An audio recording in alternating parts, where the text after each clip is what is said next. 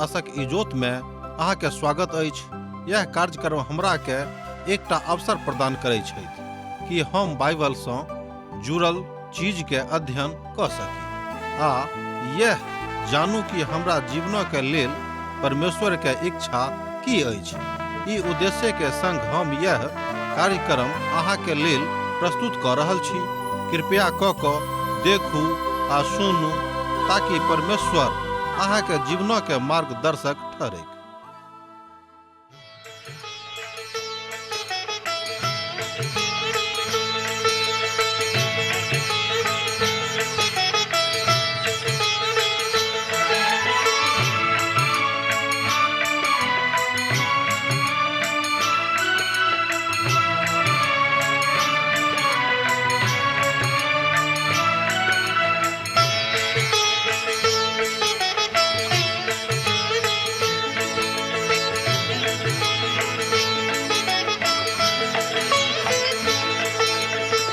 हे परमेश्वर हे यीशु राजा, विनती हमर स्वीकार करू।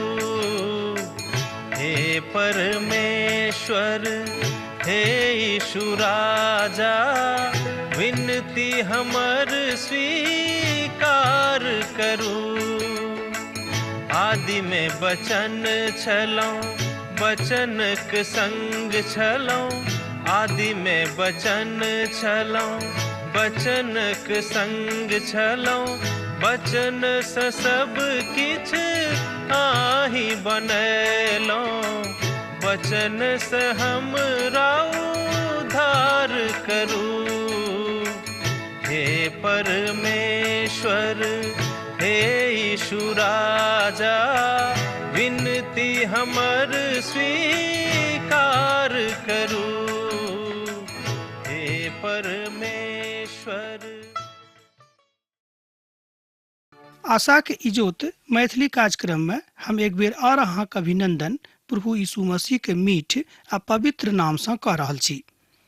आजुक दिन हमरा सब पुनः प्रभु के पवित्र वचनक अध्ययन करबाक लेल उपस्थित भेल छी।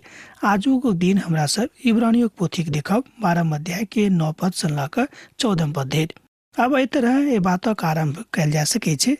अब सवाल अछि जे परमेश्वरक लोक किएक दुख उठाबैत छथि।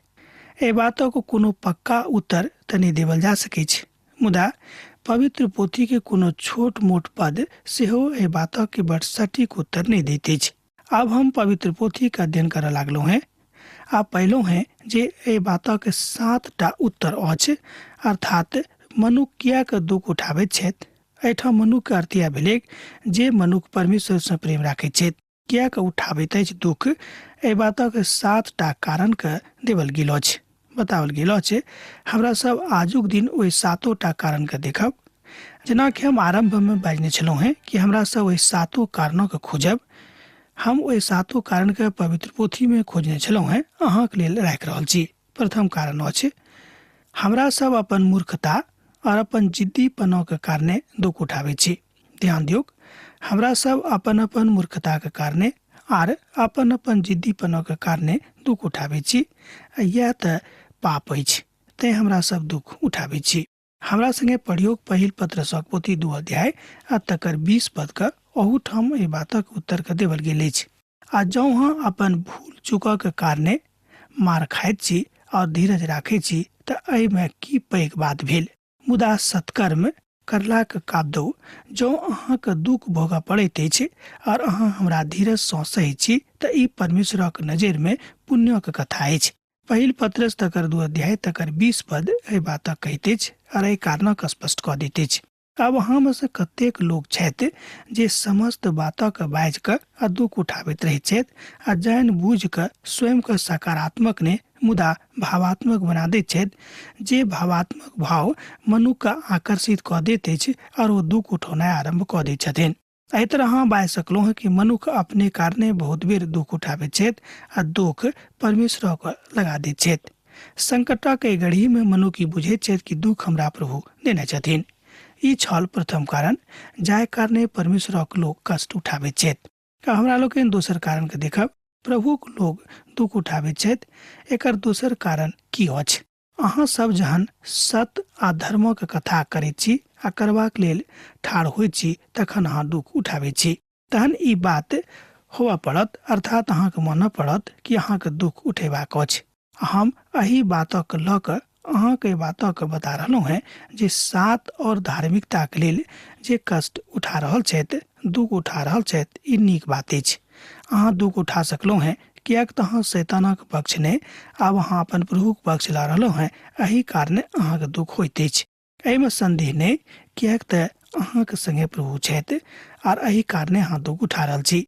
जतेक लोग एहि बातक परीक्षा दऽ सकैत छथि, एहि बातक दऽ दियौक, किएक तऽ प्रभु अहाँसँ प्रेम राखैत छथि। एहि बातक अहाँ देख सकलहुँ हैं पहिल पत्रसक पोथी तकर 3 अध्याय आ तकर 14 पद में। आ जौं अहाँके धार्मिकताक कारणे ध्यान दियौक, आ जौं अहाँ अपन धार्मिकताक कारणे दुख उठाबऽ पड़ैत अछि आ तहन अहाँ धन्य छी। अहाँ ओहि लोकक सबसँ डेराउने आ घबराउने। एहि बातक अहाँ देख सकैत छी पहिल पत्रसक पोथी 3 अध्याय के पद 14 में। बहुत लोग जानबूझ कऽ परमेश्वरक लेल अपन कद बढ़ाबऽ चाहैत छथि और तकलीफ में चलि जाइत छथि। एहि बातक लऽ कऽ बहुत बेर हमरा सब समस्या में पड़ि जाइत छी। मुदा प्रभु अहाँक संगे छथि, ओ अहाँक लेल दुख उठेबाक तैयार छथि, तहन अहाँ किएक डेरा रहलहुँ हैं? ई कथा सार्वजनिक अहाँ नहि करियौक, किएक तऽ जे बात सार्वजनिक करबाक नहि अछि तकरा हेतु मनुष्य जातिक आज्ञा नहि देवल गेल छनि और अहाँके सावधान रहबाक अछि। हमरा लोकनि देख रहल छी किएक नीक लोग, किएक प्रभुक लोग दुख उठाबैत छथि। अहाँ देखलहुँ हैं जे ओ तऽ तकलीफ उठौलथि, किएक तो तकलीफ में पढ़ि कऽ स्वयं के एहि बातक सिद्ध करबाक कोशिश कयलथि जे ओ सत्य पर चढ़ रहल छथि, अर्थात सत्य हुनका जिंदगी में छनि। सत्य परमेश्वरक धार्मिकताक लेल ओ दुख उठौने छथि। एहि तरह हुनका दुख होतनि, हुनका जिंदगी में दुख अवश्य आबि जेतनि। अब हमरा लोकनि तेसर कारण के देखब। हमरा सब पापक कारणे अपन जिंदगी में दुख उठाबै छी। बहुत बेर लोक ऊपर से खूब धर्मी आ नीक आ पवित्र आ खूब नीक व्यवहार वाला लागत, अन्यथा हुनका जिंदगी में रहैत छनि। दोसर गप में हुनक हृदय पाप में रहैत छनि, ओ ऊपर से नीक आ भीतर से एम्हर उम्हर छथि।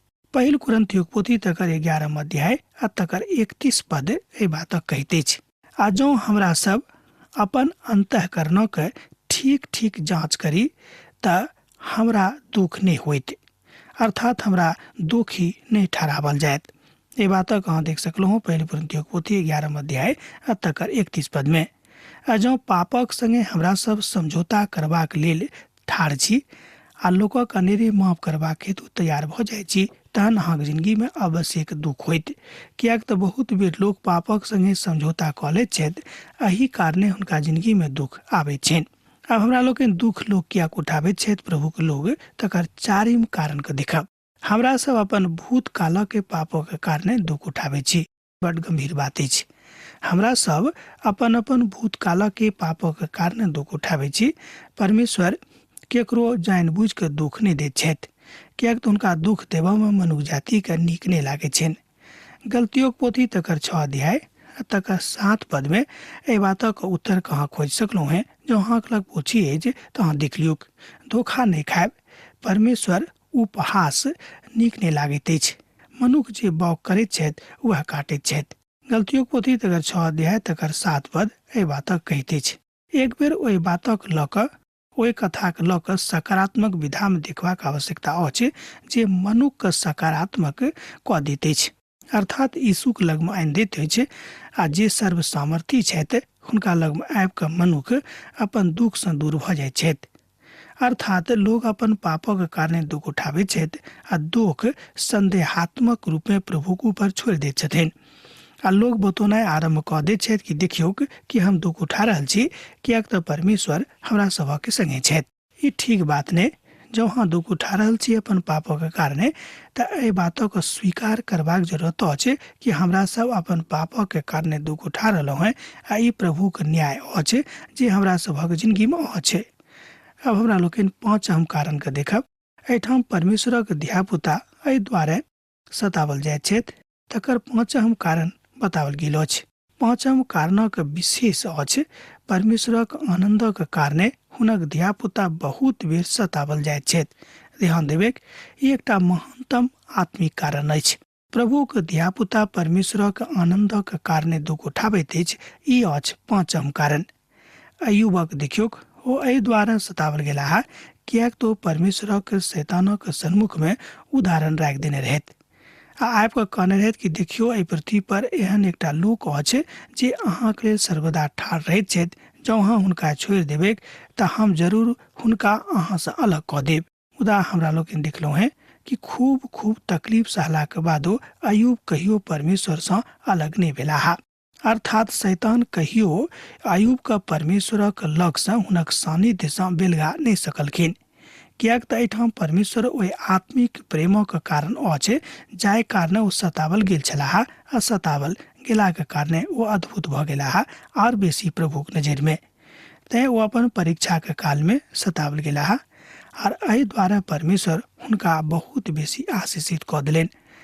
ई छल पाँचम कारण जाहि कारणक हमरा लोग देख रहल छी कि परमेश्वरक लोक दुख कियाक उठाबैत छथि।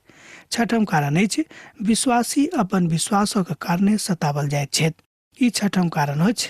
एहि बातक हमरा सब एहि पोथी के 11 अध्याय में देखने छलहुँ हैं। किछु लोग अपन विश्वासक अभिव्यक्ति करैत छथि आ किछु अपन जीत हुनका भेटैत छनि। किछु लोग तलवारसँ बचि जाइत छथि और किछु लोग तलवारसँ मारल जाइत छथि। आ ओहि भाइक स्मरण करैत छी जे ओ ई बातक जानि कऽ युद्ध में भूमि में गेला हा जे ओ मारल जेता हा। ओहि भाइक युद्ध में गेला हा जँ परमेश्वर हमरा पक्ष में छथि तऽ हमर विरोधी के हेता। अहाँ देखलहुँ हैं जे ओ अपन विश्वासक कारणे सतावल गेला हा आर अपन विश्वासक कारणे दुख उठौलथि। हमरा सब अखन देख रहल छी कि परमेश्वरक लोक कियाक दुख उठाबैत छथि। हमरा लोग देखलहुँ हैं छठम कारण के। श्रोता मित्र, अब हमरा लोग सतेवा के सातम कारण और आखिरी कारण के देखब जाय बातक प्रभु यीशु मसीह बतौने छथि, अर्थात पवित्र पोथी बाइबिल में बतावल गेल अछि।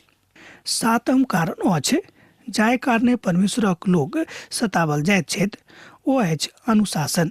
एहि कारण एहिठाम छठम पद में एहि बातक बतावल गेल अछि।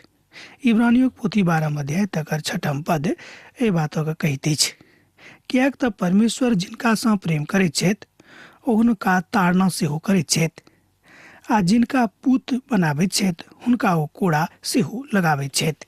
एकर अर्थ भेल धियापुता के प्रशिक्षण वा नेना सभक अनुशासन। दंड तऽ न्याय व्यवस्थाक अछि।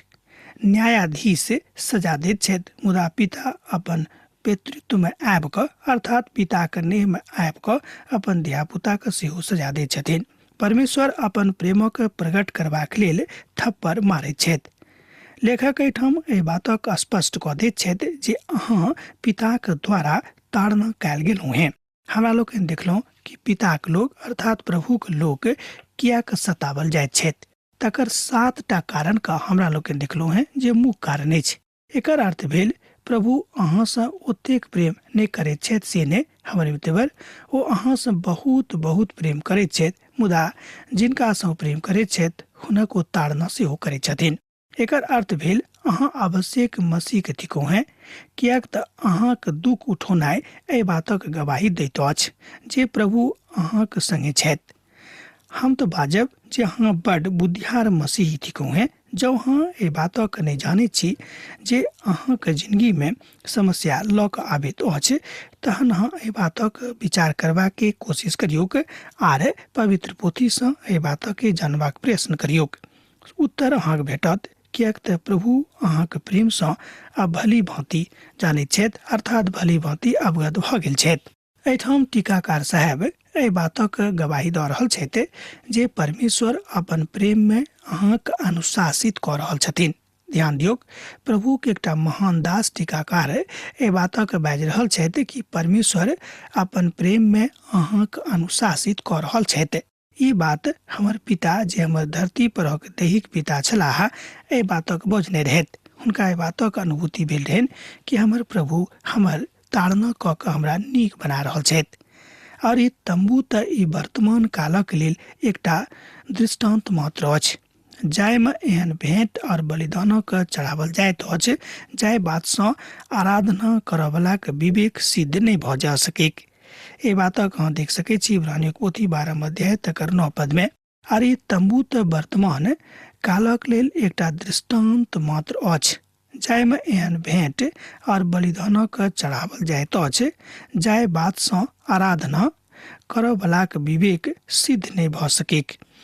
विश्वास करू हम अपन पिता के सुने छलहुँ हैं, हुनका आदर करैत छलहुँ हैं। पिता हमर अनुशासनित बात से नीक नहीं भेल छलाह, अर्थात खूब सहमत नहीं रहत। मुदा वो की कह सकैत रहत, किएक हम युवा भ गेल रहौं आ बहुत बात हम अपनो दिस से हुनका जबरदस्ती बता दैत रहियन। एठाम प्रभु के एकटा महान दास अपन गवाही दऽ रहल छथि। स्वर्गीय पिता के सुनियोक, किएक तो अहाँक समस्त कमजोरी के, अहाँक समस्त नीक बातों के जानैत छथि, तहन अनुशासित भ कऽ अहाँ अपन एहि बातों के सीख सकलहुँ हैं। पिता चाहैत छथि कि हुनक पुत अनुशासित रहे। हमरा सबक अपन स्वर्गीय पिता के सुनबाक अछि। एठाम इब्रानियों के लेखक बता रहल छथि जे अपन स्वर्गीय पिता के अनुग्रह में बनल रहू, किएक तो अहाँक अपन प्रेम में अनुशासित कऽ रहल छथि।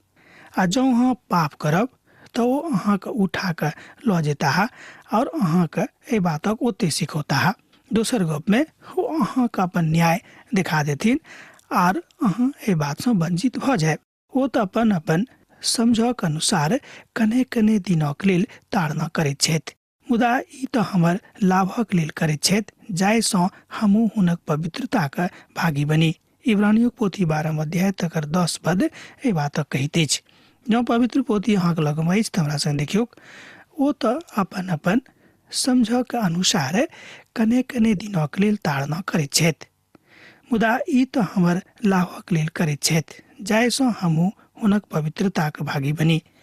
कहियो कहियो हमर पिता अर्थात दुनिया के पिता के हमरा ऊपर तामस आबैत छनि आ ओ हमर ताड़ना अपन तामसक अनुसार प्रकट कऽ दैत छथि। मुदा पिता परमेश्वर हमर ताड़ना एहि द्वारा करैत छथिन कि हम सदा कालक लेल हुनक नजर में पवित्र बनल रही। ओ तामस में आबि कऽ अर्थात अयलाक बादो भलाइये के गप करैत छथि, कोनो हमर बुराई के गप नहीं करैत छथिन। हमर विश्वास अछि हमर स्वर्गीय पिता अपन प्रेमक अनुशासन में एहि बातक हमरा फायदा के लेल अर्थात फायदा के हेतु सिखा रहल छथि। एठाम परमेश्वर अपन पवित्रता में एहि बातक बड़ नीक सँ अपन हृदय सँ हमरा सब गोटे के सिखा रहल छथिन। हमरा सब गोटे के सिखबाक जरूरत अछि। इब्रानियों के पोथी 12 अध्याय तकर 11 पद एहि बातक कहैत अछि। आर अखन हर प्रकारक ताड़ना आनंदक ने, मुदा दुखे के कथा के बुझि पड़ैत अछि। मुदा एहिके बादो ओ जाय बातक सहित सहित पक्का भ गेल छथि, पाछाँ हुनका धर्मक प्रतिफल भेटैत छनि। एक पिता बाजि रहल छथि जे ई बात अहाँ सँ बेसी हमरा तकलीफ दैत अछि। पूत बजलाह जे बड़ बढ़िया आ सही छथि। आ जहन स्वर्गीय पिता ताड़ना करैत छथि तऽ हुनका एहि बात सँ कोनो आनंद नहि आबैत छनि। जहन पिता अर्थात स्वर्गीय पिता अहाँके ताड़ना करैत छथि तऽ एहि बात सँ हुनका आनंद नहि आबैत छनि। एहि अवस्था में आबि कऽ हम बाजि सकलहुँ हैं कि मजबूर भऽ कऽ अहाँके ताड़ना करैत छथि जाहि सँ अहाँ सीखी। मुदा ओ एहि बातक कहैत छथि जे परमेश्वरक ताड़ना कयने छलाह, अर्थात हुनका एहि बात सँ कोनो प्रकारक आनंद तऽ कहियो कोनो अवस्था में नहि आबैत छनि। ओ एहि बातक करैत छथि कारण होछ एहि बातक करनाइ हुनक एकटा बाध्यता में काम आबैत अछि। हुनक ताड़ना देबऽ में तकलीफ होइत छनि, मुदा ओ एहि कथा के सेहो कऽ रहल छथि किएकि तऽ हुनका करऽ पड़ैत छनि। परमेश्वर अहाँके अनेरे सिखा रहल छथि। ओ तऽ एकटा विशेष उद्देश्यक लेल एहिठाम अहाँके सिखा रहल छथि, अनेरे नहि सिखा रहल छथिन। एहिठाम एकटा उदाहरण दऽ कऽ ओ बातक सीखल जा सकैत छै। एक गोटे जे मानसिक पीड़ाक रोगी रहथि, ओ डंडा लऽ कऽ अपन कपार फोड़ैत छलाह। तहन ओ बजलाह, अहाँ किएक अपन कपारक फोड़ि रहलहुँ हैं? ओ बजलाह जे अहाँ की बुझब, कारण की अछि? अहाँक परमेश्वर नीक स्वास्थ्य देने छथि, तैँ अहाँ सब नीक छी और अहाँ अपन तकलीफों में हमरा लोकक नहि सानैत छी। अर्थात अहाँ जे सुख हुनका सँ भोगि रहलहुँ हैं तकरे अहाँ बुझैत छी, मुदा जे तकलीफ हमरा भेटल अछि तकरा अहाँ अनुभूत नहि कऽ रहलहुँ हैं। ओ बजलाह, जहन हम ई करैत छी हमरा बड़ संतोष भेटैत अछि। परमेश्वर जहन अहाँके अनुशासित करैत छथि, एहि बात में हुनक एकटा उद्देश्य लुकायल रहैत छनि। आब अहाँके की प्रतिक्रिया अछि जहन अहाँके परमेश्वर अनुशासित करैत छथि? ई प्रतिक्रिया 4 प्रकारक भऽ सकैत छै जहन परमेश्वर अहाँके अनुशासित करैत छथि। पहिल प्रक्रिया अछि आ जहन अहाँके बाजल गेल छल तहन की अहाँ ओहि बातक बिसरा देने छलहुँ हैं? बाद एहि कथाक अहाँ कहैत छी, अहाँ ओहि उद्देश्यक जे अहाँके पुतक जकाँ देवल जाइत अछि अहाँ बिसरा गेल छी जे हे पुत अहाँ प्रभुके ताड़नाक छोट गप नहि बुझब, आ जहन ओ अहाँके डपट तहन अहाँ हियाव नहीं छोड़ब। ए बातक अहाँ देख सकलहुँ हैं इब्रानियों पोथी 12 अध्याय के 5 पद में। हमरा संगे देखियौ, अहाँ एहि उद्देश्यक जे अहाँके पुतक जकाँ देवल जाइत अछि अहाँ बिसरा गेल छी जे हे पुत अहाँ प्रभुके ताड़नाक छोट गप नहीं बुझब, आ जहन ओ अहाँके डपटताह तहन हियाव नहीं छोड़ब।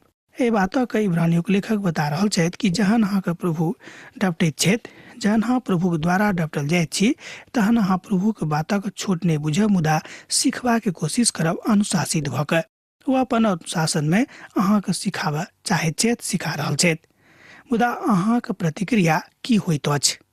अहाँ झटपट में हताहत भऽ जाइत छी बा अहाँ झटपट हुनका सन्मुख में कल जोड़ कऽ ठाढ़ भऽ जाइत छी कि हमरासँ गलती भेल, हमरा सिखाउ। सब गोटेके जिंदगी में दुख आबैत अछि, केओ एहि संसार में एहन नहीं छथि जिनका जिंदगी में दुख नहीं भेल छनि। अहाँके स्वर्गीय पिता अहाँके अनुशासित कऽ रहल छथि और अहाँके हुनक समादक बड़ स्पष्टता में स्थिरता में सिखबाक अछि। सोच गप में उत्तरिया भेल। हमरा लोकनि अब दोसर प्रतिक्रिया देखब। दोसर प्रतिक्रिया अछि अहाँ घबराएब नहि, मुदा ई भऽ कऽ एम्हर उम्हर नहीं जायब, अर्थात घबरा कऽ एम्हर उम्हर स्वयं को कुंठित करबाक हेतु नहीं जायब। ई प्रतिक्रिया के दोसर प्रतिरूप अछि, अर्थात दोसर स्वरूप अछि। भऽ जाइत अछि मनुख एम्हर उम्हर जायक, किएक तऽ मनुख छथि ओ कमजोर छथि, मुदा परमेश्वर अचानक अहाँके एम्हर उम्हर नहीं जाय देथिन। अहाँको तकलीफ नहीं दऽ रहल छथि, ओ अहाँके सिखा रहल छथि। सब केओ करता हमरे संगे किएक होइत अछि?